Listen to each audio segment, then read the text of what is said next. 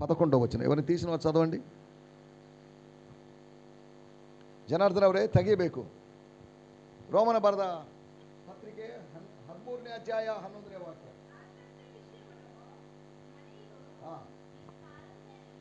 మీరు కాలమును ఎరిగి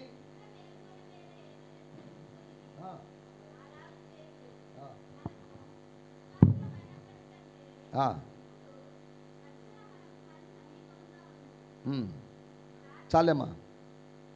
ఎవరైనా చదవండి. మలయాళం కన్నడ హిందీ మేడం రాలేదా ఇంకా? చదవండి. మరియు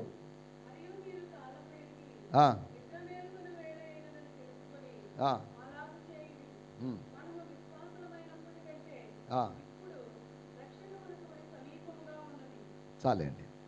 and observing the time, it is the hour to be now arousing from sleep, for at present our salvation is nearer than when we believed.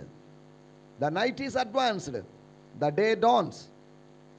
Therefore let us leave the practices of darkness and put on the armor of light. Kannada 11.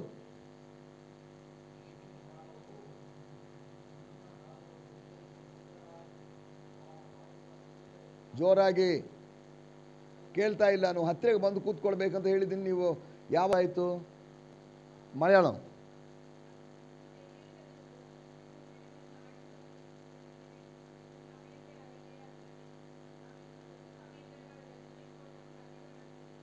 దేవుని స్తోత్రం. హల్లెలూయా. హిందీ ఎవరైనా చదువుతారా? Madam కళ్యాణ madam Hindi చదువుతారా? పట్సెక్కినాం. ఏం చదువుకున్నాం అక్కడ? ఏం చదువుకున్నామండి? సంఘ విశ్వాసులకి, అన్యజనులుగా ఉండి రక్షించబడినటువంటి సంఘ విశ్వాసులు, రోమా పట్టణములోని సంఘస్థులకి. రోమా పట్టణములో సంఘానికి అవకాశం లేదు. కారణం ఏంటంటే యెరూషలేము నుంచి చాలా మైళ్ళ దూరంలో ఉంది. మీరు మ్యాప్ చూస్తే కూడా మీకు అర్థమవుతుంది. అసలు రోమా పట్టణములో సంఘం స్థాపించబడ్డానికి కారణం ఏంటి? కారణం ఉందా లేదా? ఏంటి కారణం? రోమీలు ఇశ్రాయేలు ప్రజల్ని, ఇశ్రాయేలు దేశాన్ని ఆక్రమించుకొని పరిపాలన చేయడం ఆరంభించారు. ఇక వాళ్ళకి శిక్షలు విధించడానికి రోమాలో శిక్ష విధిస్తున్నారు. దీన్ని ఆసరగా తీసుకొని రోమా పట్టణములో సువార్త ప్రకటించడానికి ద్వారాలు తెరవబడ్డాయి. రోమా పట్టణము అనే పట్టణం ఉందో లేదో అనే సంగతి కూడా ఇశ్రాయేలు ప్రజలకి లిమిటెడ్ ఏరియాలో ఉన్న వాళ్ళకి తెలియదు. కానీ ఎప్పుడైతే రోమీలు పరిపాలించి వాళ్ళ హెడ్ క్వార్టర్ గురించి, ఇటలీ గురించి, రోమ్ గురించి విన్నప్పుడు ఇక్కడికి సువార్త చేరిస్తే బాగుండు అనుకున్నారు. ఎలాగా? రోమా పట్టణంలో అపోస్తలుడైన పౌలు 2 years ఉన్నాడు. 2 సంవత్సరాలు గృహ నిర్బంధంలో ఉన్నాడు. అప్పుడు తన ఇంటికి వచ్చే వారందరికీ సువార్త ప్రకటిస్తున్నాడు. దాని ద్వారా సంఘము స్థాపించబడింది. దేవుని స్తోత్రం. హల్లెలూయా. మీ దగ్గరికి రావాలని నేను చాలాసార్లు ప్రయత్నం చేశానండి, నాకు వీలు పడలేదు. చదవండి ఒక మాట, పౌలు గారు ఏం చెప్పాడో చూద్దాం. రోమీలకు రాసిన పత్రిక 1వ అధ్యాయం 13వ వచనం.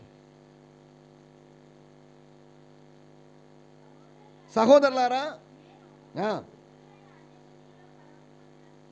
నేను అన్యజనుల మధ్యలోకి వచ్చి సువార్తను ప్రకటించాను. సువార్త ఫలాన్ని, ఆశీర్వాదాల్ని నేను పొందుకున్నాను. భౌతికమైన, ఆత్మ సంబంధమైన వాటిని విట్టి భౌతికమైన వాటినే కోసుకున్నాను. ఓకే. మీలో కూడా, అనగా అన్యజనులైన మీలో కూడా ఫలమేదైనా పొందవలనని అనేక పర్యాయాలు, కొన్నిసార్లు కాదు అనేక పర్యాయాలు మీ వద్దకు రానుద్దేశించింది. కానీ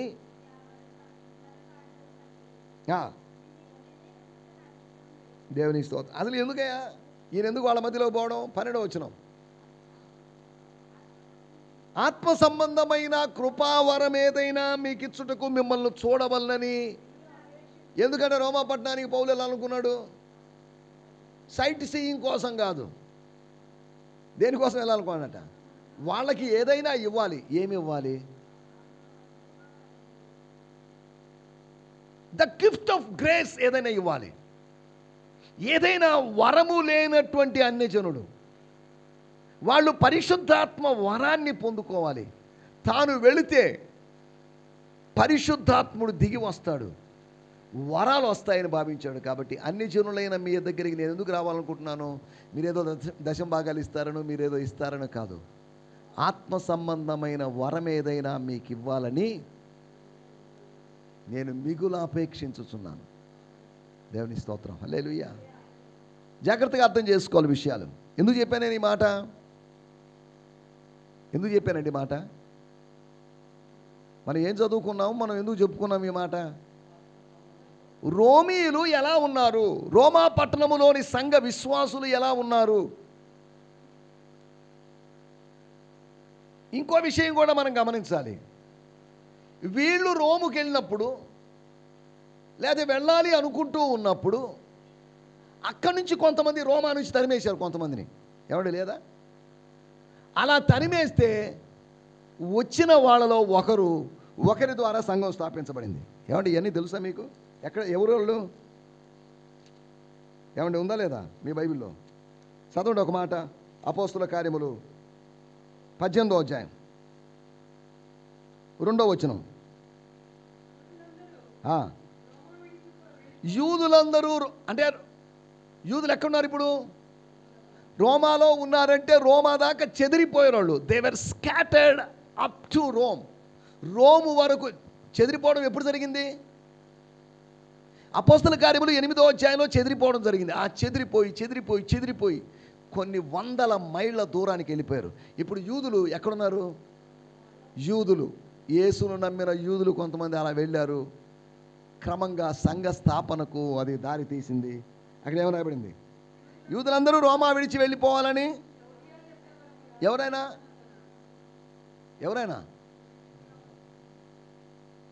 లూకాసు వార్త 2వ అధ్యాయంలో కైసరు ఔగుస్తు వలన సీజర్ అగస్టస్ చచ్చిపోయాడు.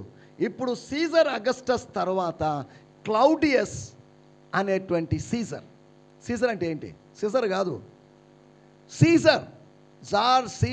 సీజర్ లేదా ఫరో అనేది ఒక రాజు పేరు కాదు, అదొక బిరుదు. హేరోదు అనేది అదొక రాజు పేరు కాదు, బిరుదు. అలాగే చక్రవర్తి అయినటువంటి ఎవరట? క్లౌదియా చక్రవర్తి, క్లౌడియస్ సీజర్. లూకాసు వార్త 2వ అధ్యాయంలో సీజర్ అగస్టస్, ఆయన పేరు మీదే ఆగస్టు నెల వచ్చింది. ఈయన ఏం చెప్పాడు? ఇక్కడున్న యూదులందరూ వెళ్ళిపోవాలని ఆజ్ఞాపించినందున వారు ఇటలీ నుండి కొత్తగా వచ్చిన ఎవరండి వాళ్ళు? యూదుల్లో ఎవరాళ్ళు? 18వ అధ్యాయం 1వ వచనం.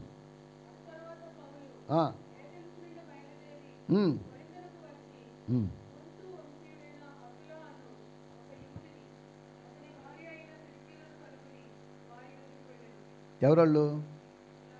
ఇంతకుముందు ఎక్కడున్నారు వాళ్ళు? ఇటలీలో ఉన్నారు. ఇటలీలో నుంచి కొరింథీకి వచ్చారు. అప్పుడే ఆయన ఎఫెసీ నుంచి కొరింథీకి వచ్చాడు. కొరింథీలో ఎవరి ద్వారా స్టార్ట్ చేయాలి? ఎవరున్నారబ్బా మనకు అని అనుకుంటున్నప్పుడు ఈ ఫ్యామిలీ వాళ్ళతో, అయ్యో మీరేం చేస్తుంటారు? మేము టెంట్ మేకింగ్ అండి. అరే నేను కూడా అదే పని చేసేవాడినండి అని వాళ్ళ మధ్యలో, సరే అయితే మీరు ఒక పని చేయండి, మా ఇంట్లో ఉండండి. నేను అంతకుముందు టెంట్ మేకింగ్ చేసేవాడిని, ఇప్పుడు చేయడం లేదండి. ఇప్పుడు ఏం చేసేవాళ్ళు? జీసస్ గురించి చెప్తున్నాం అని ఆ కుటుంబం ద్వారా కొరింథీ పట్టణములో పరిచర్య ఆరంభమైంది. దేవుని సేవకులు ఎక్కడికి వెళ్ళినా ఏదో జరుగుతుంది, ఏదో మార్పులు జరుగుతున్నాయి. స్తోత్రం. ఫిలెమోను పత్రికలో అంటాడు, నా బంధకములలో నేను కనిన కుమారుడైనటువంటి ఓనేసిము, నేను వాడు ఒకే సెల్లో ఉన్నాం, వాడికి సువార్త ప్రకటించాడు, వాడు రక్షించబడ్డాడు. నా బంధకాల్లో నేను కన్నాను. మనల్ని భౌతికంగా బంధించగలరు కానీ ఆత్మ సంబంధంగా ఫలించడం, కనడం అనే దాన్ని ఎవరు బంధించలేరు. ఏమండి? మన ఫిజికల్ బాడీని బైండ్ చేయొచ్చు, లిమిట్ చేయొచ్చు, కానీ మన స్పిరిచువల్ కెపాసిటీ టు రీప్రొడ్యూస్ అనే దాన్ని ఎవరు బైండ్ చేయలేరు. మీకు అర్థమవుతుంది అనుకుంటాను. స్తోత్రం. హల్లెలూయా. మనం జాగ్రత్తగా అర్థం చేసుకోవాలి. నా బంధకాల్లో నేను కన్నాను. ఎక్కడో వీళ్ళు ఇక్కడి నుంచి ఇటలీకి వెళ్ళారు, ఇటలీ నుంచి పౌలు కోసం కొరింథీకి వచ్చారు. పౌలు గారేమో రోమాకి వెళ్ళాడు. ఎథెన్సులో నుంచి లేకపోతే ఎఫెసీలో ఇలా ఇవన్నీ ఏం జరుగుతున్నాయి? ఒక ప్లాన్ ప్రకారం జరుగుతున్నాయి. మనం నేడు ఇక్కడ ఉన్నాము, రేపు ఎక్కడుంటామో తెలియదు. ఇవన్నీ ప్లాన్ ప్రకారం జరుగుతున్నాయి. ఎక్కడో కావల్లో ఉండాలనుకున్నారు వాళ్ళు, ఎక్కడో కేరళలో ఉండాలనుకుందామా, ఇక్కడికి తీసుకువచ్చాడు దేవుడు. మన నివాస స్థలము యొక్క పొలిమేరలు దేవుడు నిర్ణయిస్తాడట. ఏమండి, ఏందండి నేను నెల్లూరులో ఉండడం ఏందండి అసహ్యంగా, నేను న్యూయార్క్లో ఉండాల్సిన వాడిని, లండన్లో ఉండాల్సిన వాడిని ఇచ్చి అని అనుకుంటారేమో. నో, ఒకవేళ నువ్వు ఆశపడినట్టుగా దేవుడు రేపు న్యూయార్క్ నేను పంపించాడంటే దేవునికి స్తోత్రం.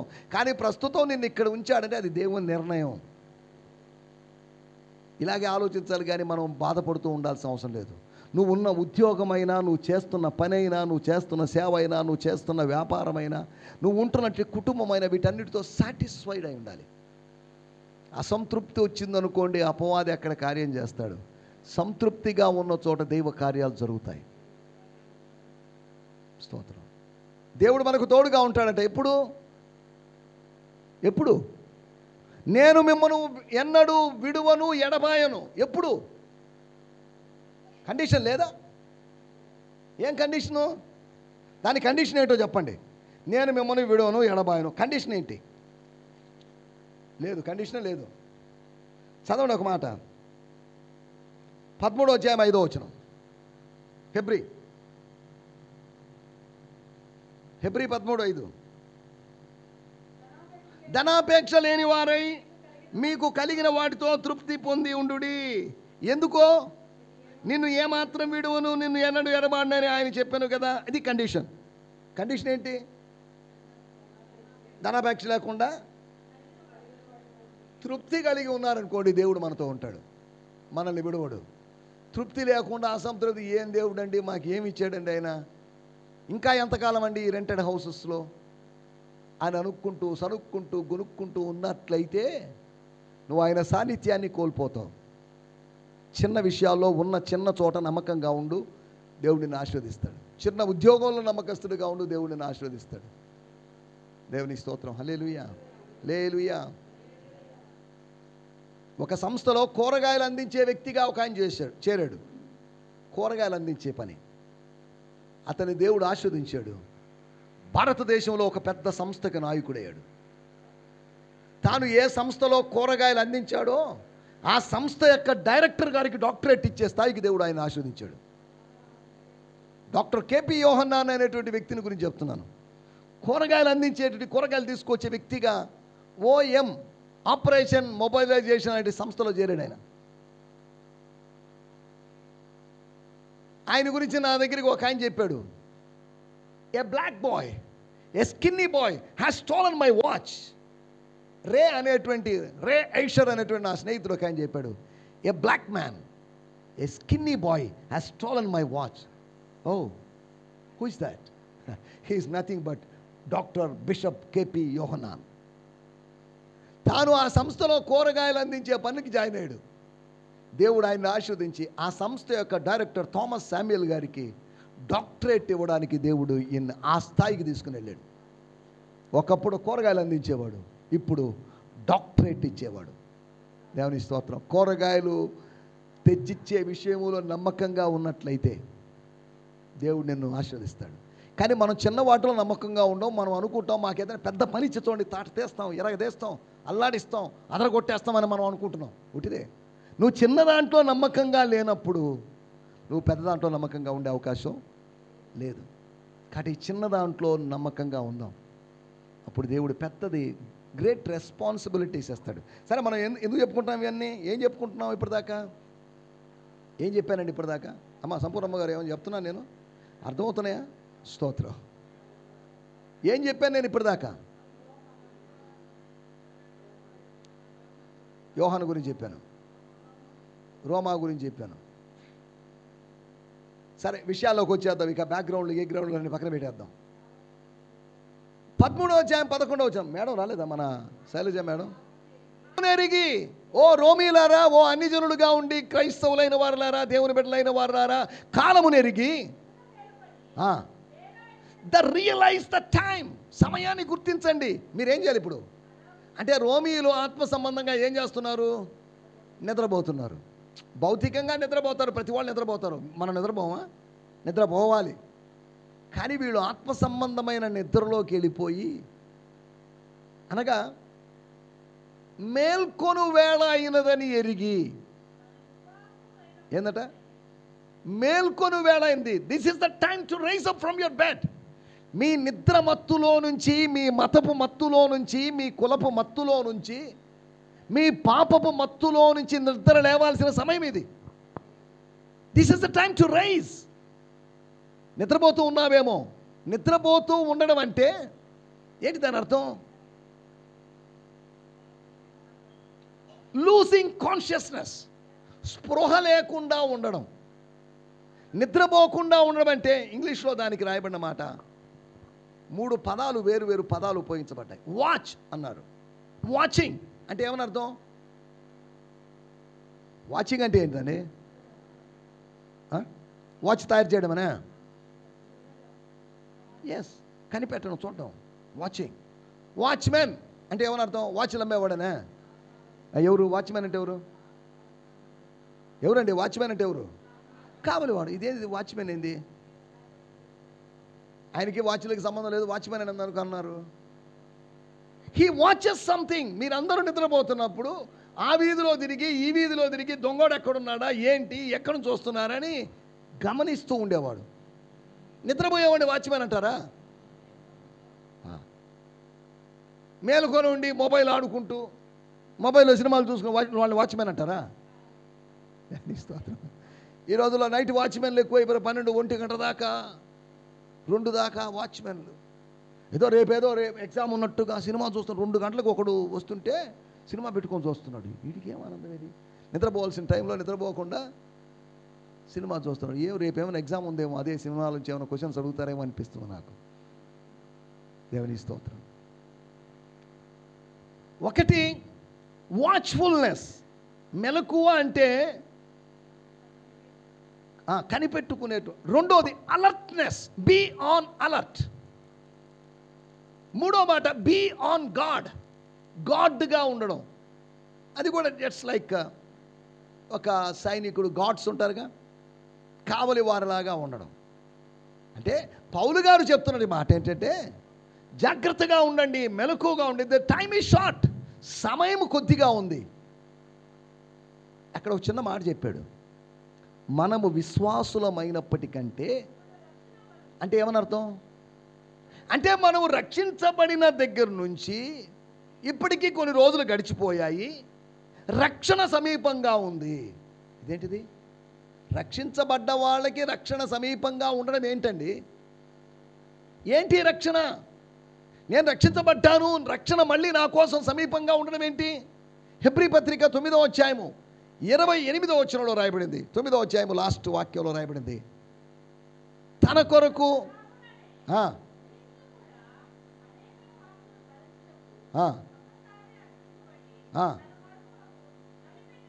తన కొరకు కనిపెట్టుకొని వండు వారి రక్షణ నిమిత్తమై.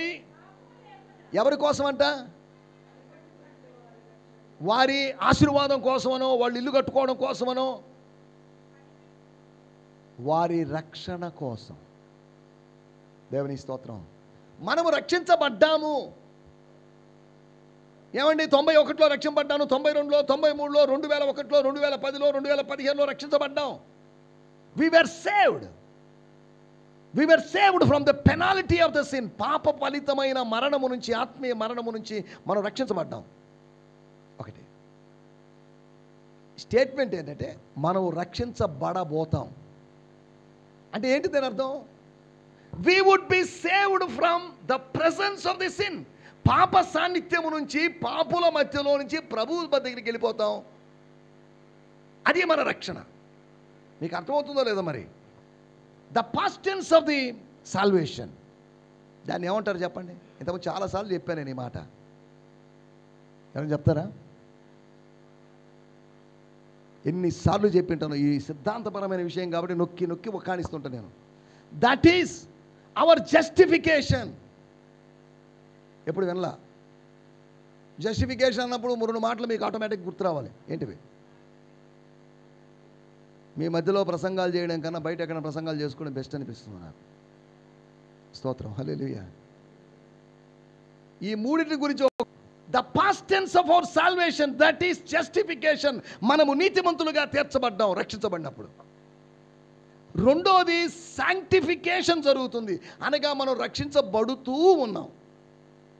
దట్ ఈస్ మనము పాపముల ప్రభావము నుంచి, పాప ఫలితము నుంచి రక్షించబడ్డాం, పాపము యొక్క ప్రభావము నుంచి రక్షించబడుతూ ఉన్నాం, పాపము యొక్క సాన్నిధ్యం నుంచి రక్షించబడబోతాం. ఏమంటే మీకు అర్థమైందో లేదో మరి థియాలజికల్ కాన్సెప్ట్ నేను చెప్తున్నాను. ఒకటేమో దట్ ఈస్ అవర్ జస్టిఫికేషన్, మనం నీతిమంతులుగా తీర్చబడ్డాం. నా పాప ఫలితమైనటువంటి పెనాల్టీ అయినటువంటి సిన్ అయినటువంటి మరణము నుంచి నేను తప్పించబడ్డాను. రెండోది from the power of the sin, పాపము యొక్క శక్తి అధికారములోంచి నేను ప్రతిరోజు రక్షించబడుతూ ఉన్నాను. దట్ ఈస్ శాంక్టిఫికేషన్, శుద్ధీకరణ. నీతిమంతులుగా తీర్చబడ్డం ఒకసారి జరిగింది, శుద్ధీకరణ రోజు జరుగుతుంది. కానీ మహిమపరచబడ్డం ఒకరోజు జరుగుతుంది. తన కొరకు కనిపెట్టుకొను వారి రక్షణ నిమిత్తమై, లేదా రెండోసారి ఎవరు? యేసు ఒకసారి ప్రత్యక్షమయ్యాడు, రెండోసారి ప్రత్యక్షమవుతాడు. దేనికోసం? నేను రక్షించబడ్డాను, నేను పాపం చేసే అవకాశం ఉంది, అందుకని శుద్ధీకరించబడుతున్నాను, నేను లోక మాలిన్యం నాకు అంటుకుంటుంది, నేను దాన్ని క్లెన్స్ చేసుకుంటున్నాను. That is sanctification. మూడోది from the presence of the sin. ఒకరోజు ప్రభు వచ్చినప్పుడు ప్రభుతో పాటు నేను వెళ్ళిపోతాను, ప్రభుతో పాటు యుగ యుగాలు ఉంటాను. అప్పుడు రండి మందు కొడదాం, రండి సినిమా చూద్దాం, రండి సీరియల్ చూద్దాం అని పిలిచేవాళ్ళు ఎవరు ఉండరు. కారణం ఏంటి? నేను ప్రభుతో కూడా ఉన్నాను కాబట్టి. ఇప్పుడు పిలుస్తున్నారు మనల్ని, రండి కొద్దిగా మందు కొడదాం రండి, లేదా పలానా పని చేద్దాం అని పిలవడం లేదా? పాపులు నిన్ను ప్రేరేపించగా, no, don't convince them when the sinners want to convince you something. కదా? ఎవరి విషయాలు మీకు అర్థమవుతున్నాయా? మూడు ప్రాముఖ్యమైన విషయాలు చెప్పాను నేను మీకు. ఒకటి జస్టిఫికేషన్, రెండోది శాంక్టిఫికేషన్, మూడోది గ్లోరిఫికేషన్. రోమాపత్రిక 8వ అధ్యాయం 30వ వచనంలో ఉన్న మాటలు నేను చెప్పింది, నేను కొత్తగా ఏం చెప్పలేదు. తాను ఎవరిని ముందుగా నిర్ణయించాడు, ఎవరిని ఎరిగాడో వారిని నిర్ణయించాడు, ఎవరిని నిర్ణయించాడో వారిని పిలిచాడు, ఎవరిని పిలిచాడో వాళ్ళని నీతిమంతులుగా తీర్చాడు, ఎవరిని నీతిమంతులుగా తీర్చాడో వాళ్ళని మహిమపరిచాడు. లేదండి? అంటే మన విషయంలో దేవుడు ఏదో చేస్తూ ఉన్నాడు, చేశాడు అయిపోయిందని కాదు. He is continuously doing something in our lifes. మన జీవితంలో ఆయన ఏదో చేస్తూ చేస్తూ చేస్తూ ఉన్నాడు. నీకు ఇప్పటికే చాలా చేశాను, నా వల్ల కాదు అని మన తల్లిదండ్రులు ఎవరైనా అయితే అనొచ్చు. కానీ దేవుడు అలా అనేవాడు కాదు. I'm doing for you, I will do for you, I will continuously do things for you. నీ కోసం చేస్తున్నా, నిన్ను నీతిమంతుడిగా తీర్చి నిన్ను పరిశుద్ధుడిగా మారుస్తూ నిన్ను మహిమపరచడం. ఇది అనేక మంది కుమారులను హెబ్రీ పత్రిక 2వ అధ్యాయం చెప్పినట్టుగా ఆయన మహిమలోనికి తెచ్చుచున్నాడట. He is bringing many sons into glory. ఏమండి అమ్మ, విషయాలు అర్థమవుతున్నాయా? స్తోత్రం. చాలా జాగ్రత్తగా వినాలి, అర్థం చేసుకోవాలి మీరు. ఎందుకు ఇవన్నీ చెప్తున్నాను నేను? ఇదే నిద్రపోయే సమయం కాదు. అంటే దాని అర్థం ఈ రోజు నుంచి నిద్రపోకుండా వచ్చే శనివారం దాకా నిద్రపోకుండా ఉన్నారు. మీకు అనారోగ్యం వచ్చింది, వచ్చి ఆదివారం చర్చికి రాలేని పరిస్థితి వచ్చింది, హాస్పిటల్ అడ్మిట్ చేశారు. వాళ్ళు అడిగారు ఏంటి కారణం ఏంటి అని అడిగితే ఆయన చెప్పాడు, ఆ పాస్టర్ ప్రసంగం చేశాడు, నిద్రపోవద్దని చెప్పాడు. ఏం అసలు నిద్రపోవడం లేదు, దానివలన వెంటనే ఆ పాస్టర్ ఎవడు బుద్ధి లేనుడు, వాడేం మనిషి అండి తెట్రా. నేను చెప్పింది ఏంటి, మీరు చేసింది ఏంటి? నేను చెప్పింది ఆత్మ సంబంధమైనది, మీరు చెప్పిందేమో శరీర సంబంధమైన కార్యం చేశారు. శరీర మూలముగా పుట్టినది శరీరమును, ఆత్మ మూలంగా పుట్టినది. నికోదేమస్ గారు ఈ మాత్రం అర్థం చేసుకోవా? కైసరివి కైసరికి చెల్లించండి, దేవునికి చెల్లించండి, ఎవరి వాళ్ళకి చెల్లించండి. అంతేనా? కైసరివి దేవునికి చెల్లించడం వల్ల, దేవునివి కైసరికి చెల్లించడం వల్ల అంటే ఏంటండి? వాళ్ళు కానుకల పెట్లో మనలాగా ఇలాగ వేయడానికి వీల్లేదు. ఏంటి మీ కాయిన్ చూపించండి అన్నారు. దాని మీద దేవాలయం బొమ్మ ఉంది. ఓ రైట్ అయితే వేసేయండి, బాక్సులు వేయచ్చు. లేదు, దాని మీద కైసరు బొమ్మ, కైసరు చక్రవర్తి బొమ్మ ఉంది, అగస్టస్ సీజర్ బొమ్మ ఉంది. హలో, ఇది బాక్సులో వేయడానికి వీల్లేదు. ఇది బయట షాప్లో వాడుకోవచ్చు, కానీ ఇది దేవాలయంలో వేయడానికి వీల్లేదు. కైసరువి కైసరుకు చెల్లించండి, దేవునివి దేవునికి చెల్లించండి. శరీర మూలంగా పుట్టింది శరీరము, ఆత్మ మూలంగా పుట్టింది ఆత్మ. వీటి రెండింటినీ మింగిల్ చేసి కలగా పొలగం చేసి కన్ఫ్యూజ్ కావద్దు. ఏం చెప్పుకుంటున్నాం మనం? మీరు నిద్ర మేల్కొను వేళైనదని ఎరిగి. ఏం టైం ఇది? భౌతికమైన నిద్ర, శరీరమైన సంబంధమైన నిద్ర కదా. విశ్వాసులు కోడి నిద్ర, సంఘాలకు వస్తే కూడికల్లోకి వస్తే మనకు వచ్చేది కోడి నిద్ర. ఒక టైంలోనే 1 గంట 2 గంటలు ప్రసంగం మధ్యలో 2-3 కునుకులు తీసేస్తాం. మనం స్తోత్రం చెప్పినట్టుగా ఉంటాం, హల్లెలూయా చెప్పినట్టు ఉంటాం. కొంతమంది నిలబడి నిద్రపోతుంటారు. మనం ఇక్కడ మెలకుగా ఉండడానికి వచ్చాం. వినాలి, మీరు ఏదో విని ఆత్మ సంబంధమైన విషయాలు వినాలి. ఒకరోజు నా స్వరము మోగబోద్ది, నేను ఉండను. అరే ఆ బ్రదరు అప్పుడు చెప్పిన వాక్యాలు అప్పుడు అర్థం కాలేదు, ఇప్పుడు ఉంటే బాగుండి అనిపిస్తుంది, ఆయన లేడండి ప్రభు దగ్గరికి వెళ్ళిపోయాడు అని అనుకునే అవకాశం ఉంది. వినండి, జాగ్రత్తగా విందాం. దేవుడు నాకు బయలుపరిచిన సత్యాలు నేను నీకు చెప్తున్నాను. కాలమును ఎరగండి, నిద్ర మేల్కోండి, మెలకుగా ఉండండి. నిద్ర మేల్కోండి అంటే ఏమనర్థం? నిద్రను అధిగమించిన వాడు మెలకువలో ఉంటాడు, మెలకువను కోల్పోయిన వాడు నిద్రలో ఉంటాడు. కాబట్టి మెలకువగా ఉండండి. మెలకువగా ఉండనప్పుడు, ఆత్మ సంబంధమైన మెలకువగా ఉన్నప్పుడు జరిగే నష్టాల గురించి మీకు 4 విషయాలు త్వరగా జ్ఞాపకం చేయబోతున్నాను. స్తోత్రం. మెలకువగా ఉండడం గురించి చెప్పిన, అలర్ట్గా ఉండడం, అటెన్షన్ అనరా ఏమండి స్కూల్స్లో డ్రిల్స్లో స్టాండర్డ్. అటెన్షన్ అంటే ఏంటి? అది అలర్ట్, ఫైర్, అటాక్ కాదా? 1 2 3 స్టార్ట్. ఏమవుతుంది? స్టార్ట్ అయిపోవాలి. 1 అనగానే మానసికంగా సిద్ధపడి, 2 అనగానే, 3 అనగానే, స్టార్ట్ అనగానే ఏమవుతారు? అలర్ట్నెస్.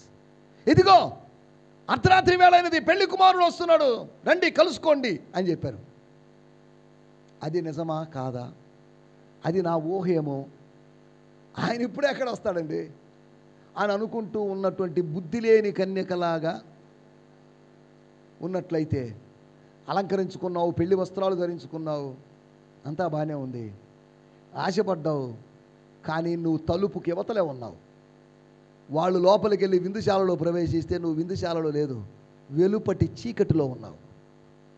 పరిశుద్ధుడు వెలుపటి చీకటిలో ఉండడానికి వీల్లేదు, లోపల ఉన్న విందుశాలకు వెళ్ళాలి. స్తోత్రం, హల్లెలూయా. లోపల ఉన్న విందుశాలకు వెళ్తే బాగుంటుందా, వెలుపటి చీకటిలో ఉంటే బాగుంటుందా చెప్పండి? వెలుపటి చీకటిలో ప్రమాదం ఉంది. లోపల ఉన్నటువంటి ఆ విందుశాలలో ప్రభు ఉన్నాడు. ప్రభు ఉండడం కావాలా, ప్రమాదం జరగడం కావాలా చెప్పండి? బయట ఉన్నారు, ఏదో పాము గరిచింది, కుక్క గరిచింది, ఏదో చేసింది, దానివల్ల మీకు నష్టమేగా.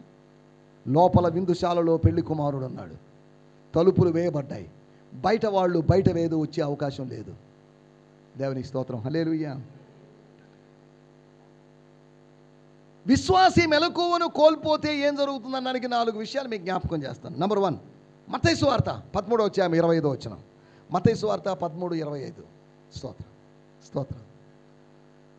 మత్తయి సువార్త 13:25. మనుషులు నిద్రించుచుండగా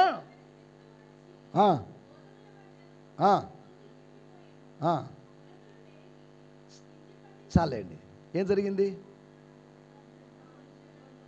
మనుషులు నిద్రించుచుండగా ఏం జరిగింది? శత్రువు వచ్చి ఏం చేశాడు? గోధుమలు విత్తాడు. ఏనండి? ఆల్రెడీ గోధుమలు విత్తేశాడు ఒక ఆయన, యజమానుడు, కోత యజమానుడు, వ్యవసాయకుడు విత్తాడు. కానీ వీడు ఎక్కడ విత్తాడు? గోధుమలకి మధ్యలో విత్తాడు. భార్యకి భర్తకి మధ్యలో విత్తుతాడు. ఒక సహోదరుడికి మరొక సహోదరుడికి మధ్యలో విత్తుతాడు. ఒక సహోదరికి మరొక సహోదరికి మధ్యలో విత్తుతాడు. వాడు విత్తే తెలివితేటలు కలిగి, విత్తే విజ్ఞానం వాడికి ఉంది. ఎక్కడ విత్తాలో వాడు అక్కడ విత్తగలడు. ఈడేమో విత్తినప్పుడు రాతి నేలలో కొన్ని పడ్డాయి, ఈడు విత్తినప్పుడు ముళ్ళ పొదలో పడ్డాయి. కానీ వాడు కరెక్ట్గా లొకేషన్లో విత్తుతున్నాడు. ఎక్కడ?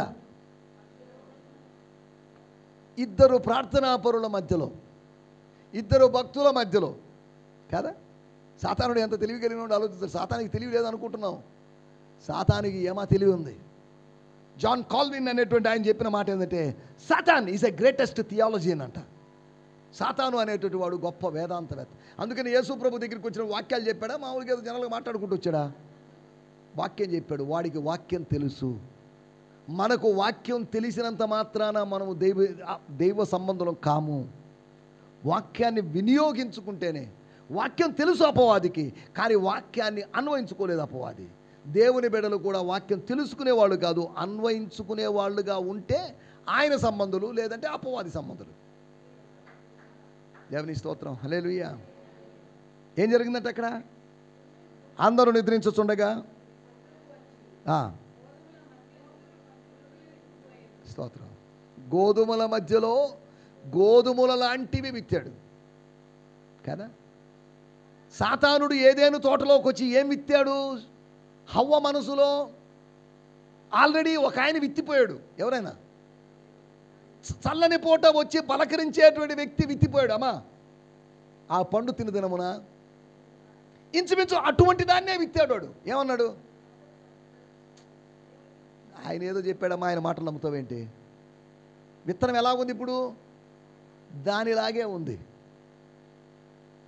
ఇది నిజమా అని అనుమానాన్ని పుట్టించి వాడు చేసే మొట్టమొదటి పని నీకు అనుమానం పుట్టిస్తాడు. దేవుని వాగ్దానాల మీద అనుమానం పుట్టిస్తాడు. దేవుని కార్యాల మీద అనుమానం పుట్టిస్తాడు. దేవుని బిడ్డల మీద అనుమానం పుట్టిస్తాడు. వాడు ప్రతిదీ అనుమానం పుట్టించే పనిలో వాడున్నాడు కదా. ఆయన చెప్పినది గోధుమ గింజ, వీడు విత్తింది గురుగుని విత్తాడు. హవ్వ మనసులో, హవ్వ హృదయ క్షేత్రములో, మనసు క్షేత్రములో విత్తినట్లుగా మనం ఆత్మీయ స్పృహను కోల్పోయినప్పుడు మనలో దుర్బోధను, దుర్బీజాన్ని దుష్టుడు విత్తుతున్నాడు. ఏం స్వస్థపరుస్తాడు? ఉండవు మా నువ్వు ఒట్టిదే వాళ్ళు ఏదో అంటుంటారు. దేవుడు ఎక్కడ స్వస్థపరుస్తాడు కదా. నేను ఈ మధ్యకాలం ఒకరితో మాట్లాడుతున్నా. నేను ఏ చర్చ్కి వెళ్తారు మీరు అని అడిగాను. మెథడిస్ట్ చర్చ్ అన్నారు. ఓకే, మంచిదే, కానీ ఇప్పుడు వెళ్ళలేదు. వై? నీకు దేవుని మీద నమ్మకం పోయిందా? సంఘం మీద నమ్మకం పోయిందా? ఒట్టిదే సార్ సంఘానికి వెళ్తే మారుతారంటారు. ఎవడు మారడు సార్ సంఘానికి వెళ్ళేవాళ్ళు. నా పరిస్థితులు మారలేదు, మా ఆయన మారలేదు, కాబట్టి నాకు మందిరం మీద ఇంట్రెస్ట్ పోయింది, సంఘం మీద ఇంట్రెస్ట్ పోయింది. నీకు ఒక విషయం చెప్తున్నానమ్మా, గుర్తుపెట్టుకో. మనం మందిరానికి వెళ్తే మారం. మారిన వాళ్ళు మరింత మెరుగుగా మారడానికే మందిరానికి వెళ్తున్నారు. మందిరానికి వెళ్ళి పలాని మందిరానికి వెళ్తే మారుతారంటే ఎవరు మారుతున్నారు? మందిరాలకు వెళ్తే కాదు మారేది, మారు మనసు పొందితే, ప్రభువుతో గడిపితే మనం మారుతాం. అది వదిలేసి పలాని చర్చికి వెళ్ళి నేను మారిపోయాను, పలాని చర్చిలోకి చెప్పడం వల్ల 30 సంవత్సరాలు ఉన్నప్పటికీ ఈ కొత్త సంఘానికి 31వ సంవత్సరం లేదు నేను మారాను అని చెప్పడంలో అర్థం లేదు. మారాము అనడానికి గుర్తుగా మనం మందిరానికి వచ్చాం. ఏమంటే అంతేగా. మనం మారకపోతే మనం తాగుబోతులుగా ఉంటే మందు బాటిల్ తీసుకొని వస్తామా? బైబిల్కి బదులుగా బీర్ బాటిల్ తీసుకొని మందిరానికి రాగలమా? మనం మారాము అనడానికి అదొక గుర్తు. కానీ మనం జనరల్గా మారాము, కానీ క్రీస్తు సారూప్యములో మార్చడానికి జరుగుతున్న ప్రయత్నం ఇక్కడ జరుగుతుంది. దేవుని స్తోత్రం. ఈ మందిరమే కాదు, ఏ మందిరమే కాదు, ఎంత పెద్ద మందిరం, ఎంత పరిశుద్ధమైన మందిరం అనే కానీ మనిషిని మార్చలేదు. మనిషిని మార్చేది దేవుడు మాత్రమే. స్తోత్రం. వాళ్ళు మారుస్తారు, వీళ్ళు మారుస్తారు కాదు, వాళ్ళు ఎవ్వరు మార్చలేరు. దేవుడు మాత్రమే మనల్ని మార్చగలడు. దీన్ని మర్చిపోయి వాళ్ళు మార్చాలి, వీళ్ళు మార్చాలని ఎదురు చూడటంలో అర్థం లేదు. అక్కడక్కడ కొంతమంది అంటారు, మీరు ఇంకా మారలేదు బ్రదర్, మీరు మారాలంటే మీరు మార్చండి. మారలేదని మీరేగా ముద్ర వేసింది, మీరు మార్చండి, మార్చి ప్రయత్నం చేయండి కాదా. నేను అప్పుడప్పుడు కొంతమందిని ఉద్దేశించి చెప్తాను, సాతానైనా మారు మనసు పొందుతాడు కానీ నువ్వు మాత్రం మారు మనసు పొందవు. అంటే సాతానుడు ఏదో మారు మనసు పొందుతాడని మళ్ళీ అదేదో కొత్త సిద్ధాంతం అనుకునేరు. నేను ఊరికే సరదాగా అన్నా. నేను ఒకటి ఏం జరిగిందంటే అక్కడ శత్రువు విత్తడానికి అవకాశం దొరికింది. వాడు మెలకువగా ఉంటే ఏమవుతుంది? శత్రువు విత్తగలడా? మీ కళ్ళ ముందు వచ్చి, మీ ఇంటికి వచ్చి నేరుగా మీ బెడ్రూమ్లోకి వెళ్ళి బీరువా తాళాలు తీసి మీరు నిలబడే ఉన్నారు గేట్ దగ్గర, లోపల లాభోయిస్తాను దయమంటే లోపల లాభోయిస్తానని వెళ్ళాడు. బీరువా దగ్గరికి డబ్బులు తీసుకొని బ్యాగ్లో వేసుకొని వెళ్ళిపోతుంటే ఊరుకుంటుందా ఏంటి? ఏం చేస్తాను? అది ఎవరా నువ్వు? మన గేటు ముందే ఒక కొత్త వ్యక్తి తిరుగుతుంటే మనం ఏమడుతాం? ఎవరి మీద అసలు ఎందుకు ఎక్కడ తిరుగుతున్నా అనరా? చూసారా, మనము నిద్రపోతున్నప్పుడు ఆత్మీయ స్పృహను కోల్పోయినప్పుడు, when we lose our spiritual consciousness, అప్పుడు సాతాను, that is the time for Satan to work and to plant seeds of false gospel. నకిలీ సువార్త యొక్క విత్తనాలు మనలో విత్తేట అవకాశం ఉంది. ద ఫస్ట్ గాస్పల్ దేవుడు చెప్పింది, ఆ పండు తినదని మనం చస్తావు. The first false gospel, no తినవు. ఏది నిజమైంది? ఒకటి దేవుడు చెప్పింది నిజం, సాతాను చెప్పింది నిజం లాంటిది. కానీ ఏది వాస్తవం? తోటలో నుంచి బయటకు వచ్చిన హవమ్మ దగ్గరికి వచ్చి ఇంటర్వ్యూకి వెళ్దాం. మా వందనాలు సిస్టర్, ప్రైజ్ లార్డ్ సిస్టర్, బాగున్నానయ్యా, ఏం బాగున్నాను ఉండవయ్యా, మాకన్నీ ముళ్ళ తప్పులు గచ్చపోదలు తప్ప ఏం కనిపించడం లేదు. అమ్మా నువ్వేదో 2 మెసేజ్లు విన్నావు. అవునండి, ఒకటి పెద్ద ఆయన చెప్పిన మెసేజ్ అద్భుతమనండి, కానీ మళ్ళీ తర్వాత ఇంకొకటి ఏదో నిజమా అని అన్నాడు. వాడి మాట విని ఇలా పారిపోయాం. పెద్ద ఆయన మాట వినింటే తోటలోనే ఉండేవాళ్ళం, కానీ ఇప్పుడు తోటలోకి వెళ్ళని పరిస్థితి. పెద్ద ఆయన చెప్పిన దాన్ని సందేహించి, దేవుడు చెప్పిన దాన్ని సందేహించి, ఈ మధ్యలో పానకంలో పుడకలాగా ఒకడు వచ్చాడు మాకు. వాడి మాట విని, ఇదిగో మా ఆయన చూడదు అక్కడ తవ్వుతున్నాడు, మా ఆయనే గుంట తవ్వుతున్నాడు, దున్నుతున్నాడు, మా ఆయనే చెమటలు కక్కుతూ తను సంపాదిస్తున్నాడు, ఆయన మా ఆయనండి. నకిలీ సువార్తను విని నేను మోసపోయాను. ఈ రోజుల్లో ప్రపంచం నకిలీ సువార్తను వింటుంది. The world is hearing false gospel. The false gospel promises false Jesus. నకిలీ సువార్త నకిలీ యేసును వాగ్దానం చేస్తుంది. నకిలీ సువార్త నకిలీ ఆత్మను మనకిస్తుంది. ద రాంగ్ స్పిరిట్ మనకిస్తుంది. సరే, మనం వీటిలో కూడా వెళ్ళలేదు. నెంబర్ 1 ఏం జరిగిందంట? మెలకుగా లేకపోతే, మత్తుడుగా ఉన్నట్లయితే శత్రువు విత్తుతాడు, అనుమానాలు విత్తుతాడు. ఇది నిజమా అని అడుగుతాడు. ఏమ్మా దయమ్మా అంటే ఇన్ని రోజులు ఆ వ్యాధి తగ్గలేదే, కాళ్ళు నొప్పులు తగ్గలేదే, ఒళ్ళు నొప్పు తగ్గలేదే, దేవుడు స్వస్థపరుస్తాడు అనేది నిజమేనా? అవును కరెక్టేనయ్యో, నువ్వు ఎవడు మహానుభావులాగా వచ్చావు స్వామి. ఆయనేమో నిన్ను స్వస్థపరచు యెహోవా నేనే అంటున్నాడు ఆయన. కానీ ఈడొచ్చేమంటున్నాడు, ఆయన అప్పట్లో చేసాడమ్మా, ఇప్పుడు ఎక్కడ చేస్తున్నాడు? నువ్వు ఊరిని ఆయన మాటలు నమ్ముతావు. కానీ ఎవరి వైపు మొగ్గు చూపించే అవకాశం ఉందంటే, బాగు చేయడు అని చెప్పిన అపవాది వైపే మనుషులంగా మనం మొగ్గు చూపించే అవకాశం ఉంది. స్తోత్రం, హల్లెలూయా. చదవండి ఒక మాట కూడా, మత్తయి సువార్త 24వ అధ్యాయం 43వ వచనం. మత్తయి సువార్త 24వ అధ్యాయం 43వ వచనం. ఏ జామున దొంగ వచ్చునో ఇంటి యజమానునికి తెలిసి ఉంటే తన ఇంటికి కన్నము వేయనీయుడు. మనము మెలకుగా గేటు దగ్గర ఉండగానే ఒకడు వచ్చి గడపార తీసుకొని పొలుగు తీసుకొని తవ్వడం ఆరంభిస్తున్నాడు.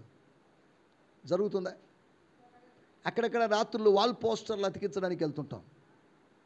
ఒక గోడకు అతికించడానికి వెళ్ళాం, ఇక్కడ డైకస్ రోడ్ దగ్గర అతికించడానికని వాల్ పోస్టర్ తీసి ఆ పేస్ట్ మైదా ఎవరు మీరు అని అన్నాడు. ఇంకా అతికించగలమా? యజమానుడు మెలకువగా ఉన్నాడు, ఓనర్ మెలకువగా ఉన్నాడు, లేదా వాచ్మెన్ మెలకువగా ఉన్నాడు, మనకు అతికించే అవకాశం లేదు. ఒక వాల్ పోస్టర్ అతికించడానికి మనకు అంత కష్టమైతే కన్నము ఇస్తాడా? మెలకువగా ఉందాం. నువ్వు మెలకువ కోల్పోయినప్పుడు, కన్నం వేశాడని దేనికి? కన్నం వేసి నీ దగ్గర ఉన్నదానికి దోచుకుంటాడు కదా. సాతానుడు వచ్చేది విత్తడానికి, నకిలీ సువార్తను విత్తడానికి, నీ దగ్గర ఉన్న ఆత్మ సంబంధమైన వాటిని దోచుకోవడానికి, నీ యొక్క అభ్యాసాలను, స్పిరిచువల్ ప్రాక్టీసెస్ని దోచుకోవడానికి సాతానుడు వస్తాడు. ఏమండి అంతేగా? సాతానుడు ఎందుకు వస్తాడు? మనమేం బంధువులమా? దయ్యం అంటే సాతానుకి బంధువులు ఏమవుతారా? ఎందుకు వచ్చినట్టు? యోహాను సువార్త 10వ అధ్యాయం 10వ వచనంలో రాయబడింది, దొంగ దోచుకోవడానికి, హత్య చేయడానికి, నాశనము చేయడానికి వస్తాడు, మరి దేనికి రాడు. ఒకవేళ వచ్చినప్పుడు ఏమ్మా బాగున్నావా, ఆ బ్రదర్ బాగున్నారా, సిస్టర్ బాగున్నారా అని తీయగా మాట్లాడొచ్చేమో. ఆ తీయటి మాటల్లో మనం పడిపోయి మనం మోసగించబడే అవకాశం ఉంది. ఒకటి, శత్రువు విత్తడానికి అవకాశం ఇస్తుంది మనం మెలకువను కోల్పోతే. మెలకుగా ఉన్నట్టయితే శత్రువు విత్తే అవకాశం లేదు. రెండో విషయాన్ని నేను మీకు జ్ఞాపకం చేస్తాను. మత్తయి సువార్త 25వ అధ్యాయం 13వ వచనం.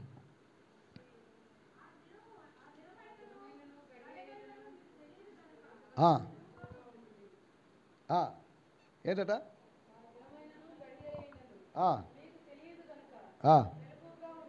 దేవునికి స్తోత్రం, హల్లెలూయా. తెలుసా మనకు?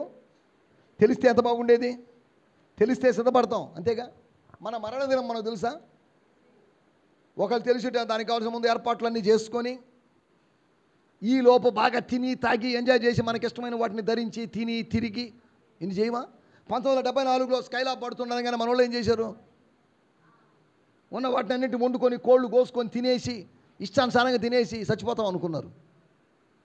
తర్వాత స్కైలాబ్ని ఎక్కడో సముద్రంలో పేల్చేశారు, అది వేరే విషయం. ఏమైంది? చచ్చిపోతారు అనగానే మనుషులకి అర్థమయ్యే విషయం బాగా తినాలి, తాగాలి, ఎంజాయ్ చేయాలి. చచ్చిపోతాను అనుకున్నటువంటి ఇస్సాకు కొడుకును పిలిచి, చాలా రోజులు ఇంద్రా వేట మాంసం తినాలి. పెద్ద ఆయన, నాన్న అది తింటే ఈ వయసులో తింటే నీకు అరుగుతుందా అని ఒకటే, నాకెందుకో మరి ఒక ఆశ, చివరాశ, చచ్చిపోతాం అని అడిగాడు. కుమారుడు తండ్రి కోసం తీసుకోవడానికి ప్రయత్నం చేశాడు. దాని తర్వాత వేరే విషయాలు జరిగే వాటిలోకి వెళ్ళడం లేదు. మనిషి చచ్చిపోతాడని కానీ తిని తాగాలని ఆలోచన ఇంకెన్ని రోజులండి మనం బతికేది. కరోనా వస్తుంది, కరోనా మరో వేరియంట్ వస్తుంది, చాలా ప్రభావం, అందరూ భయపడిపోతున్నారు కాదా? ప్రపంచం నాశనం అయిపోతుందని, సూర్యుడు అంతరించిపోతున్నాడని రకరకాల వార్తలు రావడం లేదా? దేవుని స్తోత్రం, హల్లెలూయా. రెండో విషయాన్ని నేను మీకు జ్ఞాపకం చేస్తున్నాను. చదవండి 25:13లో మనం ఏం చదువుకున్నాం? ఆ దినమైనను, the day or the hour, ఆ గంట అయినను. దేవుని స్తోత్రం. మెలకుగా ఉంటే ఒక అవగాహన కలుగుతుంది కదా, సమయాన్ని గురించిన అవగాహన కలుగుతుంది. తెస్సలోనిక పత్రిక 5వ అధ్యాయంలో అపోస్తలుడైన పౌలు ఏం చెప్పాడో చూడండి. కొంతమందికి దొంగలాగా ఆయన వస్తే రావచ్చు, కానీ మనకు అలా కాదు. స్తోత్రం. 8 మొదటి తెస్సలోనిక 5:8.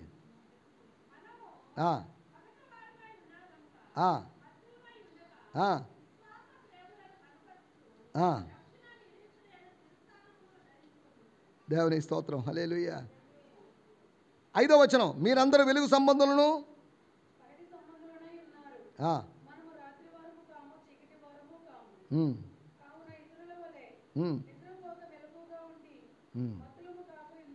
దేవుని స్తోత్రం, హల్లెలూయా, స్తోత్రం.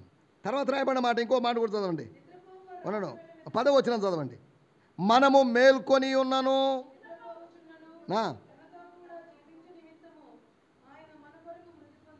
ఈ మాటలను ఏం చెప్తున్నాయి? ప్రభువు రాబోతున్నాడు, త్వరగా మెలకువగా ఉండాలి. అపోస్తలుడైన పౌలు మనల్ని సిద్ధపరుస్తున్నాడు. తెస్సలోనిక సంఘాన్ని సిద్ధపరిచినట్లుగా మనల్ని సిద్ధపరుస్తున్నాడు. He is going to come soon. ఆయన త్వరగా రాబోతున్నాడు. దేవుని స్తోత్రం, హల్లెలూయా. నేను అప్పుడప్పుడు చెప్తుంటాను, బైబిల్ మొత్తం మూడే మూడు విషయాలండి. ఒకటి, ఆయన వస్తాడు. రెండోది, ఆయన వచ్చాడు. మూడోది, ఆయన రాబోతున్నాడు. సింపుల్. బైబిల్ ఇది. పాత నిబంధన అంతా చెప్తుంది ఆయన వస్తాడు. కొత్త నిబంధనలో సువార్తలు చెప్పాయి, ఆయన వచ్చేసాడు. మిగతా అపోస్తుల కార్యము దగ్గర నుంచి ప్రకటన గ్రంథం దాకా ఏం చెప్తుందో తెలుసా? మరలా రాబోతున్నాడు. బైబిల్ ఇంతే. వాళ్ళు ఏదో అనుకుంటారు, కట్టే కొట్టే తెచ్చా అని. ఇటువంటి మనం చెప్పాలంటే 100 చెప్పుకోవచ్చు. బైబిల్ని సింప్లిఫై చేసి, క్రిస్టలైజ్ చేసి మనం చెప్పొచ్చు. బోల్డ్ చెప్పలేమా? సింపుల్. బైబిల్ మొత్తం ఏంటంటే 3 మాటల్లో చెప్పండి అంటే ఏమని అడుగుతారు? ఏం చెప్తారు మీరు? ఆయన వస్తాడు, వచ్చాడు, రాబోతున్నాడు. ఇది బైబిల్. అయిపోయిందిగా స్టోరీ. ఆది కాండము మీరు అన్ని పుస్తకాల పేర్లు చెప్పి ఇన్ని అధ్యాయాలు ఉన్నాయి, ఇన్ని వచనాలు ఉన్నాయి, ఇవన్నీ చెప్పాలి. సింపుల్. 3 మాటల్లో తెగ్గొట్టేసినట్టు చెప్పేసాం మనం. దేవుని స్తోత్రం. ఆయన వస్తాడు అనేది అయిపోయింది, వచ్చాడు అనేది అయిపోయింది. ఇప్పుడు నెక్స్ట్ అయితే లాస్ట్ స్టెప్, రాబోతున్నాడు. మొదటి రాకడ గురించి 50 ప్రవచనాల వరకు ఉంటే, రెండవ రాకడ గురించి 300 ప్రవచనాలు ఉన్నాయి. అంటే మొదటి రాకడ కన్నా 6 రెట్లు ఇంపార్టెంట్ అయినది రెండవ రాకడ. ఆయన రాబోతున్నాడు. He is going to come. మొదటి రాకడలో నేను లేను, కానీ రెండవ రాకడలో నేను ఉండే అవకాశం ఉంది. ఎవడే లేదా? ఉందంటారా లేదంటారా? స్తోత్రం, హల్లెలూయా. మనం ఆలోచిస్తున్న విషయము రెండో విషయానికి వచ్చేద్దాం. ఏంటంటే అక్కడ ఏం రాయబడింది? ఒక సమయాన్ని గురించిన అవగాహన ఏర్పడాలి అంటే మనం మెలకువగా ఉండాలి కదా. నిద్రపోతున్నోడిని తట్టి లేపి హలో టైం ఎంత అయింది అని అడిగాం, చెప్పగలడా? కొన్నిసార్లు లిసి నిద్ర లేచి నన్ను అడిగితే టైం ఎంత అని అడుగుతుంది. ఆమె నేను అడగను, నాకు టైం తెలుసు, మెలకువగా ఉన్నాను. ఆమె నిద్రపోతుంది, అప్పుడు అంటది ఏం ఇంకా నిద్రపోలేదు, నిద్రపోవచ్చు కదా అంటది కదా. సమయం అడిగింది, సమయం తెలియదు, ఆమె నిద్రలో ఉంది, నేను మెలకువలో ఉన్నాను. లోకము మత్తులో ఉండి నిద్రలో ఉండి సమయాన్ని గ్రహించడం లేదు. ఇది తినుటకు తాగుటకు సమయం అనుకుంటుంది లోకం, కానీ ఇది తినుటకు తాగుటకు సమయం కాదు. స్తోత్రం, హల్లెలూయా. లోకం అనుకుంటుంది ఒక సమయం అని, కానీ దేవుని వాక్యం వేరొక సమయం అని చెప్తుంది. హలో, దేవుని మందిరము పాడై ఉండగా సరంబి వేసినటువంటి ఇళ్లలో నివసించడానికి ఇది సమయమా? స్తోత్రం. ఏమండి అంతేనా బాబు? దాసదాసీనులైనను గొర్రెలైనను వస్త్రములైనను సంపాదించుకున్నటికి ఇది సమయమా? అసలు ఈ స్కూల్లో ఎందుకు చేరేవరా? బుద్ధి లేనోడా నువ్వు గేహజీ? ఈ స్కూల్ ఆఫ్ ప్రాఫిట్స్లో ఎందుకు జాయినావు? ఏదో నేర్చుకుందామనేగా. ఏం నేర్చుకున్నావు నువ్వు? దొంగసాటుగా పోవడం నేర్చుకున్నావా? ఏమండి ఏం నేర్చుకున్నాడు గేహజీ? ఎలీషా దగ్గర, ఎలీషా లాంటి గొప్ప గురువు దగ్గర నుండి ఏం నేర్చుకున్నాడు? అబద్ధం చెప్పి వస్త్రాలు దొంగలించి తీసుకొని రావడమేనా? మనం ఏం నేర్చుకుంటున్నాం? దేవుని మందిరానికి వచ్చి అబద్ధాలు చెప్పడమేనా? సాడీలు చెప్పడమేనా? మనం ఏం నేర్చుకుంటున్నాం? దేవుని మందిరానికి వచ్చి ఏం నేర్చుకుంటున్నారు? యేసు ప్రభుతో పాటు 3.5 సంవత్సరాలు తిరిగిన యూదా ఇస్కరియోతు ఏం నేర్చుకున్నాడు? దొంగతనం చేయడం నేర్చుకున్నాడు. స్తోత్రం, ఇదేగా చేసిన పని. దేవుని స్తోత్రం, హల్లెలూయా. రెండోది, మనం మెలకువగా ఉన్నట్లయితే సమయాన్ని గురించిన అవగాహన ఏర్పడుతుంది. ఈ చిన్నపిల్లలు ఏదో చేస్తారు, చిన్నపిల్లలు చేసినట్టుగా దయ్యం అంటే ఎందుకు చేయడం లేదు?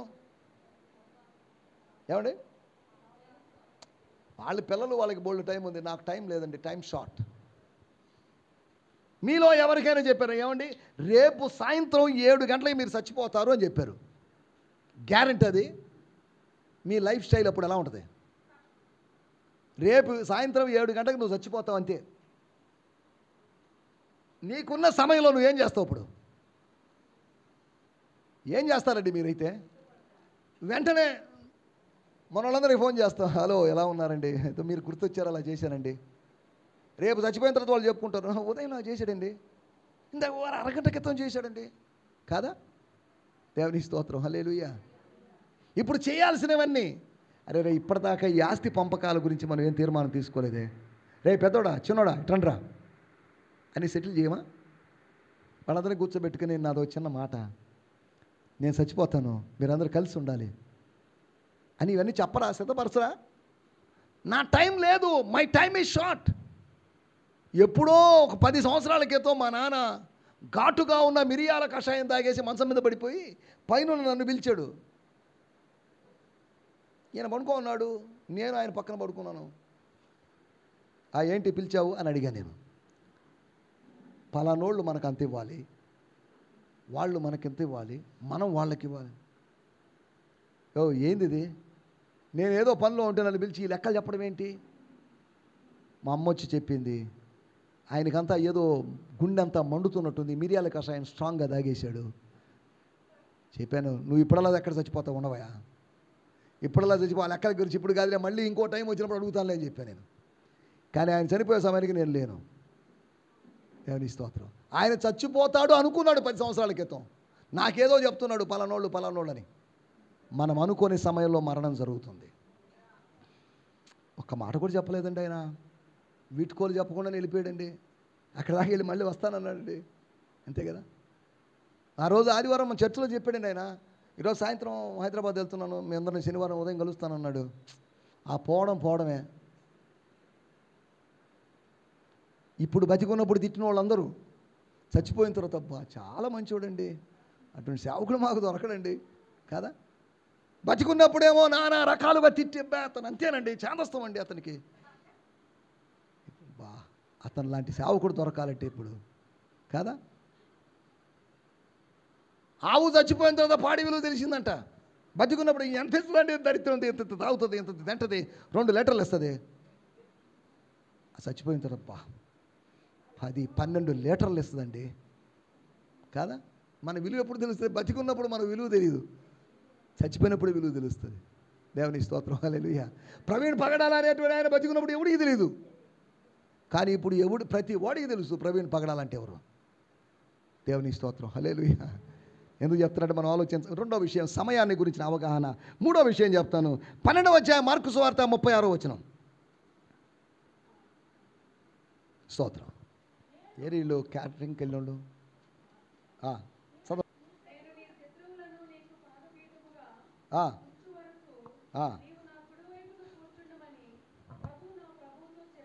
అమ్మా నీకు వందనాలమ్మా. 12వ అధ్యాయం 36వ వచనం అన్నది మార్కు సువార్త, లేదా క్షమించండి 13:36 లేదా? ఆయన అకస్మాత్తుగా వచ్చి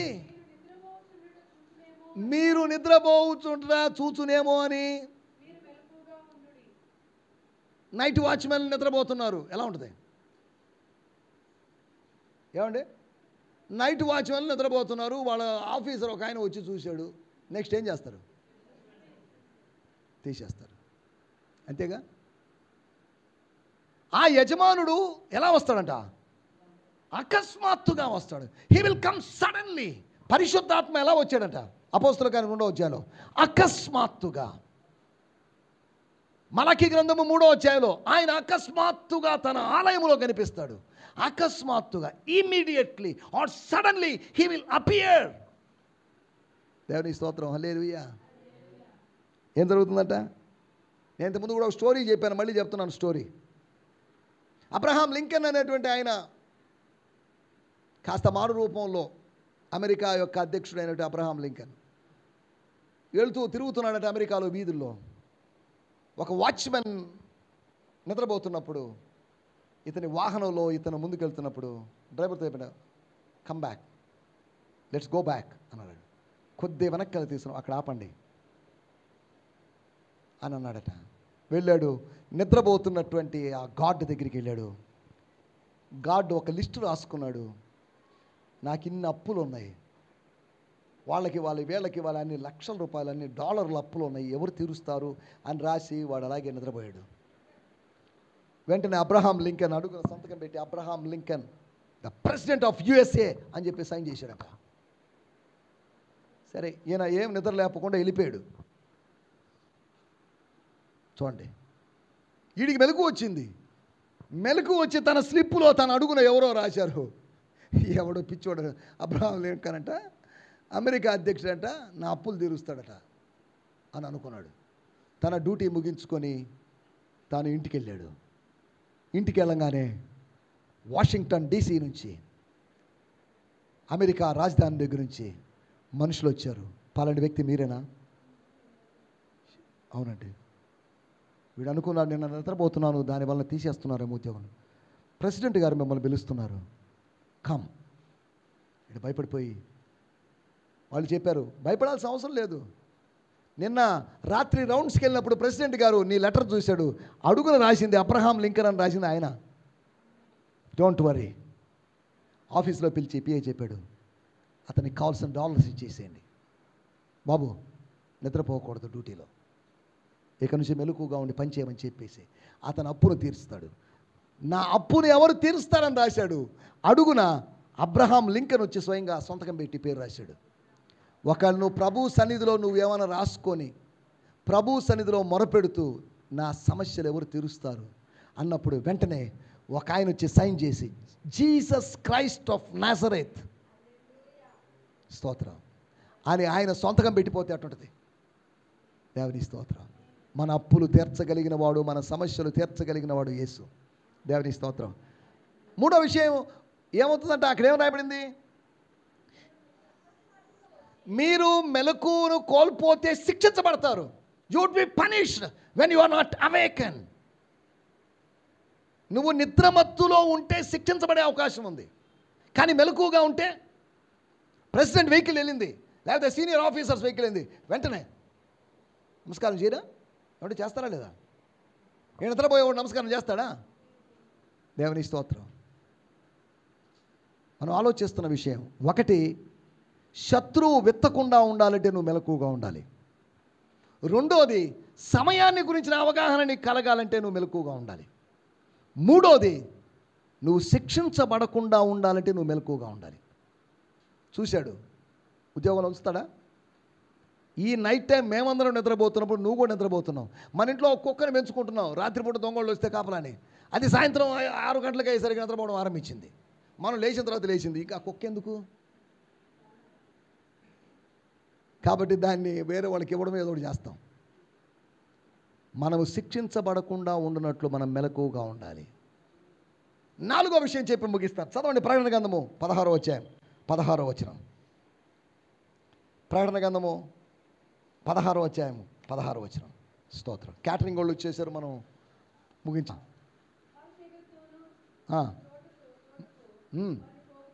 ఎస్, ఇదిగో నేను దొంగవలే వచ్చుచున్నాను.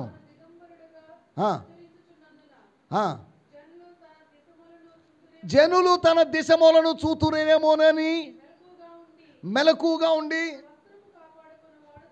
తన వస్త్రాన్ని కాపాడుకొనువాడు ధన్యుడు. ఏం చేయాలట? వస్త్రాన్ని కాపాడుకోవాలి. సాధారణంగా మనం ఈ సూటు బూట్ వేసుకొని నిద్రపోం. ఇంటి నిద్రపోవడానికి ఏదైనా నైట్ డ్రెస్లో లేకపోతే ఏదైనా టీ షర్ట్లో వేసుకొని పడుకుంటాం. ఒక స్త్రీ అలాగే తన ప్రియుడు రాలేదనుకొని తలుపులు వేసుకొని తన వస్త్రాన్ని తీసేసి నిద్రపోయిందంట. పరమగీత గ్రంథంలో ఉన్న స్టోరీ. ఆయన వచ్చి తలుపు తట్టాడు. షులమతి, మాయ్, షులు, మాయ్ అని పిలిచాడు. ఈమె, నేను నా పై వస్త్రమును తీసివేసి తిని, నేను నా వస్త్రము ధరించుకొని నా ప్రియుని కోసం తలుపు తీయునంతలో అతడు వెళ్ళిపోయాను. స్తోత్రం. తర్వాత ఏమైంది? తర్వాత ఏం లేదండి. ఇంటి దగ్గరికి వెళ్ళి చదవండి ఏం జరిగిందో.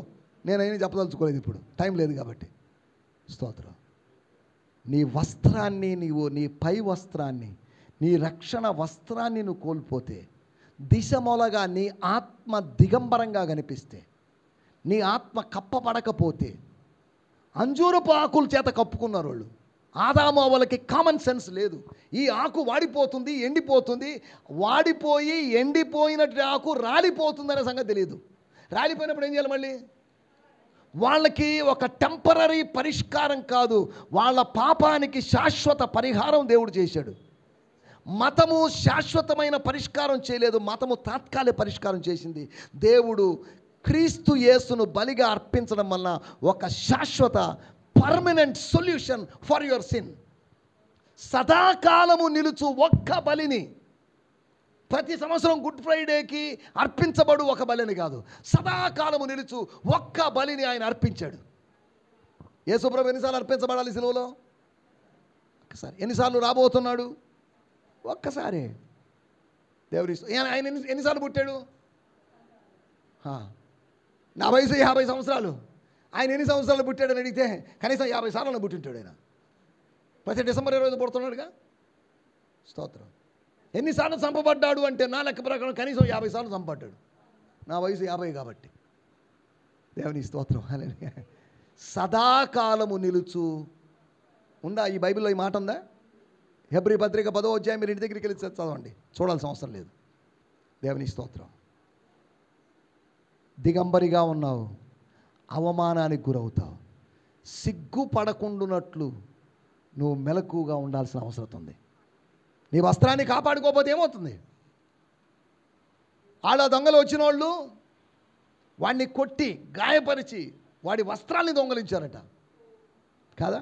నేను అప్పుడప్పుడు ఇలా చెప్తుంటాను. నేను కొంతమంది పేర్లు చెప్పను కానివ్వండి, కొన్ని దీక్షలు చేసే వాళ్ళకి వస్త్రం ఉండదు.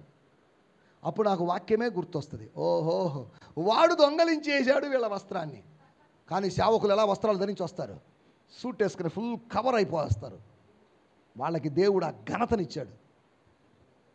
వాళ్ళ సేవకులు ఉన్నారు, సగం వస్త్రం తీసేసి వాటిని చూడలేక, ఇంత పెద్ద పొట్టలు చూడలేక సాతాను ఏం చేశాడు? వస్త్రాన్ని పెరికివేశాడు. మతం పేరుతో వస్త్రాన్ని పెరికేస్తున్నాడు. కన్యాకుమారి దగ్గర ఒక ప్రాంతంలో గుళ్ళోకి వెళ్ళాం. వెళ్తే మా మామ, పెద్ద మామ, మా మేనమామ గారు ఉన్నారు. అక్కడికి రాగానే మగవాళ్ళు అందరూ మాత్రం చొక్కాలు తీసేసి వెళ్ళాలట. అదొక రూలు. ఏంటంటే ఆ దేవత గారికి, అమ్మగారికి కోపం వస్తుందట. ఇంత పొట్ట వేసుకొని మా పెద్ద మేనమామ వాడిని తీసేసి ఆడ పెడుతున్నాడు. ఏమి అని అడిగాను. చూడు మామ, అసహ్యంగా ఉంది చూడు అని అన్నా నేను. రే తీరా ఉండవా, నేను ఇప్పుడు చిన్నవాడు, 8th క్లాస్ 9th క్లాస్, ఉండవా సిగ్గుపడుతుంటే ఆడపిల్లలు అందరూ ఉంటే చొక్కా తీసేయమంటావేంటి, నువ్వు తీసుకో, నువ్వు వెళ్ళిపో, రే రారా లోపలికి పోయిస్తావు రారా. నాకు ఆ దేవత అవసరం లేదు. ఇప్పుడు నా చొక్కా తీస్తేనే నన్ను ఇష్టపడే దేవత నాకు అవసరం లేదు. నేను ఎలాగున్నా కానీ నన్ను ఇష్టపడేవాళ్ళు నాకు చాలు. మనం ఎలా ఉన్నా మనల్ని ఇష్టపడతాడు. మనం అర్ధనగ్నంగాను నగ్నంగానే మారితే ఇష్టపడేటువంటి దేవుళ్ళు దేవతలు కాదు మనకు కావాల్సింది. మా మామ పోయి నీకు చెప్తే వినవు అని చెప్పి లోపలికి వెళ్ళాడు, చూసి వచ్చాడు. ఏమొచ్చింది నీకు, ఇంత పొట్ట కదిలింది అంతేగా, ఏం జరిగిందా నీకు? దేవుని స్తోత్రం. ఇక్కడ రాబడిన మాట, మీరు ధన్యులు. ఎవరు? తమ వస్త్రాన్ని కాపాడుకున్నప్పుడు, తమ నగ్నత్వాన్ని, దిగంబరత్వాన్ని కాపాడుకున్నవాడు ధన్యుడు. దేవుడు వాళ్ళకి ఆ అంజూరపు ఆకులను తీసివేసి చర్మపు చొక్కాయిలు తొలగించాడు. ఆ చర్మపు చొక్కాయిలు ఏమాత్రం అంజూరపు ఆకుల్లాగా వాడిపోయి రాలిపోయేవి కాదు. దేవుడు పాపానికి టెంపరరీ సొల్యూషన్ కాదు, పర్మనెంట్ సొల్యూషన్ ఇచ్చాడు. ఈ వాక్యాలు వింటున్న వారులారా ఎక్కడున్నా సరే స్తోత్రం. సనత్ కుమారి సిస్టర్ గారి ఫ్యామిలీ అయినా కానీ, తిరుపతిలో ఉన్న ఫ్యామిలీ అయినా కానీ, ఎవరైనా మిస్ అయిన కుటుంబాలు, సహోదరి సుకన్య, మనము సిగ్గుపడాల్సిన అవసరం వస్తుంది. ఏమ్మా సిగ్గు లేదా నీకు? దేవుని వాక్యం రాయబడింది, సిగ్గుపడనక్కరలేని పనివానిగా, సత్యవాక్యమును సరిగా విభజించువానిగా మనం ఉండాలి. ఒకరోజు సిగ్గుపడకూడదు, ధైర్యంగా ఆయన ముందు నిలబడాలి. స్తోత్రం. ఎందుకమ్మా, నిన్ను ఇంతగా ఆశీర్వదించాను, నిన్ను నడిపించాను, బలపరిచాను, పోషించాను, అయినా ఇలా చేస్తావే అన్నప్పుడు సిగ్గుతో తలదించుకోవాల్సిన వాళ్ళగా ఉండకూడదు. 4 విషయాలు చెప్పాను నేను మీకు. 1, శత్రువు విత్తకుండా ఉండాలంటే మనం మెలకువగా ఉండాలి. నంబర్ 1. 2, సమయాన్ని గురించిన అవగాహన కలిగి ఉండాలంటే మనం మెలకువగా ఉండాలి. 3, శిక్షను తప్పించుకోవాలంటే, శిక్ష రాకుండా ఉండాలంటే మనం మెలకువగా ఉండాలి. 4, సిగ్గుపడకుండా ఉండాలి అంటే బైబిల్లో రాయబడింది యెషయా గ్రంథంలో చోట, కావలివాడా రాత్రి వేళ ఎంతైనది, నిద్రపోయే కావలిని అడిగితే సమాధానం ఇస్తాడా? మెలకువగా ఉన్న కావలి వాడిని అడిగితే సమయం చెప్పగలడు. స్తోత్రం. ఏం సిస్టర్, నిన్న 3:20 దాకా ఆన్లైన్లో ఉన్నారే, లాస్ట్ సీన్ 3:29 చూపిస్తుంది ఏంటి? I'm praying at the time, I'm reading Bible at the time, నేను వాక్యం ధ్యానిస్తున్నాను అని చెప్తే ఎంత బాగుంటుంది. ఇంతకుముందు మన సంఘానికి వస్తున్న సహోదరి పలానామా 3:29కి 4:1కి ఉందంటే ఉంటే నీకేమమ్మా? ఆ ఉంటే నీకెందుకు? స్తోత్రం. నువ్వు లేవు కదా, నువ్వు నిద్రపోతున్నావు కదా, నువ్వు మెలకుగా ఉండి ప్రార్థన చేయ టైంలో అసలు నీకు ఆమె ఏం చేస్తుంది, నీకేం పని? కొంతమంది లేవగానే లాస్ట్ సీన్లు చూస్తుంటారు, ఎవరెవరు ఇప్పుడు లాస్ట్లో ఎప్పుడు ఉన్నారని. ఇదేం పిచ్చో మరి. కొంతమంది స్టేటస్లు చూస్తుంటారు. మీరు స్టేటస్లు పెడుతుంటారు, మా స్టేటస్ చూడరా. నాకే పెద్ద స్టేటస్ లేదు, మీ స్టేటస్ నేనేం చూసేది? ఈ స్టేటస్లో పెట్టి నేను 24 గంటల్లో కల్లా మాయమైపోతున్నాయిగా.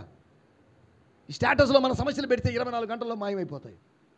ఇంకెక్కడున్నా కానీ మన సమస్యలు అలాగే ఉండిపోతాయి. కానీ స్టేటస్లో పెడితే మాత్రం ఓన్లీ 24 అవర్స్ మన ప్రాబ్లమ్స్. దేవుని స్తోత్రం. నా మాటలు ముగిస్తున్నాను. 4 విషయాలు చెప్పాను. ఇవన్నీ ఎందుకు చెప్పినట్టు? మెలకువగా ఉండండి. మెలకువను కోల్పోతే, మత్తులో ఉంటే, తిని తాగుతూ శరీర సంబంధులుగా జీవిస్తున్నట్లయితే మీరు శిక్షించబడతారు. మీరు సిగ్గుపడాల్సి వస్తుంది. అంతేనా? మీరు సమయాన్ని గురించి ఎటువంటి అవగాహన లేని వాళ్ళుగా ఉంటారు. ఉదయాన్నే లేకపోతే మధ్యాహ్నం, ఈ పిల్లలు ఎవరైనా స్వీటీ మధ్యాహ్నం 12:30కి లేచింది అనుకుందాం. లేదు స్వీటీ ఎల్లిగి లేస్తుంది. స్తోత్రం. 12:30 లేచి మమ్మీ బ్రేక్ఫాస్ట్ పెట్టు. బ్రేక్ఫాస్ట్ కాదమ్మా, దీన్ని లంచ్ అంటారు కదా. దేవుని స్తోత్రం. వాళ్ళకి అవగాహన లేదు. ఇప్పుడు ఏంటో టైం ఏంటో. ఐసీయూలో 2-3 రోజులు కదా మా మదర్ ఎవరో దగ్గరికి వెళ్ళాను. ఏమ్మా ఏంటి రే టైం ఎంత అయిందిరా అని అడిగింది. అక్కడ ఉన్నప్పుడు అదొక కొత్త ప్రపంచం, సమయం తెలియదు. మనకు సమయాలు 12:30 అవ్వగానే ఈ క్యాటరింగ్ వాళ్ళు రావడానికి ముందే కాస్త ఏదో ఎలుకలు పరిగెడుతుంటాయి.